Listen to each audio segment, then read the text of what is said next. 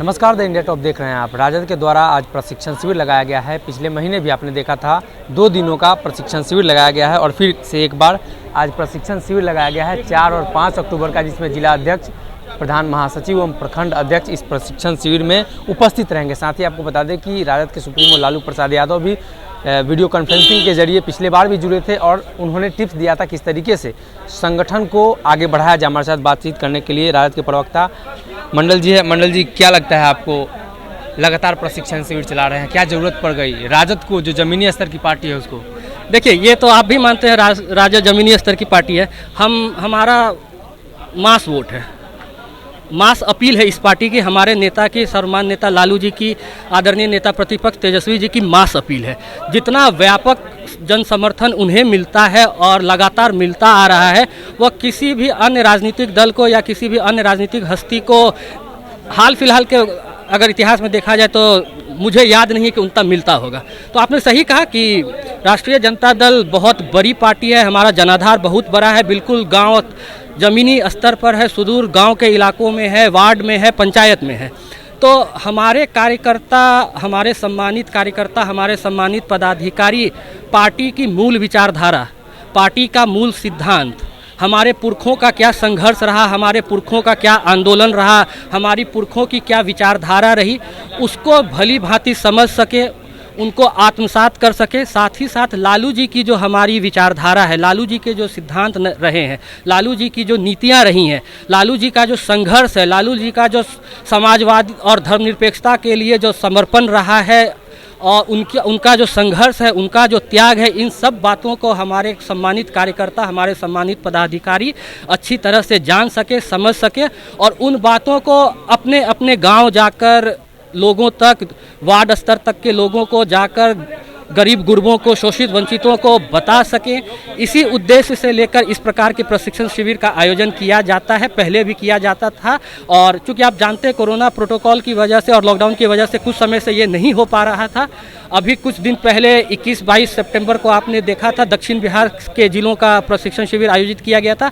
आज और कल उत्तर बिहार के जिलों का प्रशिक्षण शिविर आयोजित किया गया है, जिसमें लगभग 22 जिले हैं, उनके जिलाध्यक्ष, प्रधान महासचिव और प्रखंड अध्यक्षों को इस प्रशिक्षण शिविर में आमंत्रित किया गया है। यहाँ से प्रशिक्षण लेकर वो जाएंगे, अलग अलग विषयों पर अलग अलग वक्ताओं को समय निर्धारित किया गया है, वो अपनी बातों को रखते हुए उन्हें प्रशिक्षित करेंगे। क्या लगता है चुनावी तैयारियों को देखते हुए ये कार्यक्रम किया जा रहा है? देखिए, राजद हमेशा चुनावी मोड में रहती है, हमारे कार्यकर्ता हमेशा तैयार रहते हैं। हाँ, इस प्रकार के प्रशिक्षण शिविर से एक धार मिलती है, अपने नेताओं को वो अपने नेताओं से वो रूबरू हो पाते हैं, सामने से सीधे उनकी बातों को सुन पाते हैं, अपनी बातों को सीधे नेता तक पहुँचा पाते हैं। तो इसलिए इस प्रकार के प्रशिक्षण शिविर का बहुत ही महत्वपूर्ण स्थान होता है और हमारी पार्टी हमेशा से इस प्रकार से अपने कार्यकर्ताओं को उत्साहित प्रोत्साहित करने का प्रयास करते रहती है और इस प्रकार के आयोजन हमेशा होते रहेंगे। एक तरफ आप प्रशिक्षण शिविर लगा रहे हैं, दूसरी तरफ आपने महागठबंधन धर्म का पालन नहीं किया है, कांग्रेस के द्वारा कहा जा रहा है दोनों सीटों पर आप ही ने उम्मीदवार उतार दिया। देखिए, ऐसा नहीं होता है, सिर्फ नेतृत्व की निश्चित रूप से बात हुई है, उसी के बाद इस प्रकार का डिसीजन लिया गया है। और देखिए, ये मात्र दो, आपको मैं बता दूं, ये सिर्फ 2 सीट के लिए चुनाव नहीं है, इसको इतना साधारण चुनाव मत समझिए। 12 करोड़ बिहार की जनता की आस, उनका विश्वास, उनका स्नेह माननीय नेता प्रतिपक्ष के साथ है। जो जन आकांक्षा है, जो जन भावना है, वो सब माननीय नेता प्रतिपक्ष तेजस्वी जी के साथ है। विगत विधानसभा चुनाव का भी अगर आप परिणाम देखिएगा तो आपको याद होगा कि मात्र 12-12.5 हज़ार का अंतर महागठबंधन और एनडीए के बीच में रहा है। तो जनता तो माननीय नेता प्रतिपक्ष तेजस्वी जी को ही मुख्यमंत्री के रूप में देखना चाह रही थी और खास तौर पर बिहार के जो युवा हैं वो तो निश्चित रूप से माननीय नेता प्रतिपक्ष तेजस्वी जी को ही मुख्यमंत्री के रूप में देखना चाह रहे थे। तो इसलिए ये 2 चुनाव, जो 2 उपचुनाव हो रहे हैं, महागठबंधन ही लड़ रही है, पूरे दमखम से लड़ रही है और जो वहाँ की जो ज़मीनी हकीकत है, जो ज़मीनी लोग थे, उनकी भी मांग थी कि स्थानीय उम्मीदवार हो। उसी सब को ध्यान में रखते हुए हमने अपना उम्मीदवार तय किया है और आपने देखा है गणेश भारती जी हमारे कुशेश्वर स्थान से उम्मीदवार घोषित किए गए हैं।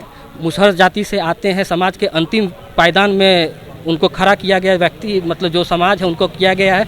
तो राजद हमेशा से इस प्रकार की लोगों को आगे बढ़ाने का, उन्हें प्रतिनिधित्व देने का काम करती रही है और तारापुर में भी हमने जिन्हें टिकट दिया है, अरुण शाह जी को, बहुत पुराने राजद के कार्यकर्ता रहे हैं, पहले भी चुनाव लड़े हुए हैं। एक प्रकार से जो राजद के समर्पित कार्यकर्ता हैं, जिस प्रकार से तेजस्वी जी ने भी पिछले प्रशिक्षण शिविर में भी कहा था, जो समर्पित हैं, जो निष्ठावान हैं, उन कार्यकर्ताओं को राजद सम्मानित करने का काम करती रही है, आगे भी करेगी।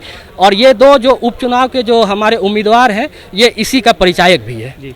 तो हमारे साथ थे मंडल जी। सीधे तौर पे इन्होंने कहा कि जो 2 जगहों पे उपचुनाव हो रहे हैं, उसको देखते हुए कहीं ना कहीं राजद अब अपना दमखम दिखा रही है। आप तस्वीरों में साफ तौर पे देख सकते हैं, अभी यहाँ प्रशिक्षण शिविर हो रहा है और 2 दिनों का ये प्रशिक्षण शिविर है। बताया जाता है कि हर महीने इस तरीके का जो है कार्यक्रम राजद के द्वारा किया जाएगा। देखने वाली बात ये होगी कि कार्यक्रम के जरिए राजद ने जो संदेश देने की कोशिश की है, तो प्रशिक्षण शिविर के बाद उपचुनाव हैं, उपचुनाव के बाद क्या कुछ निकल कर सामने आता है, हम आपको बताएंगे। आप बने रहिए हमारे साथ।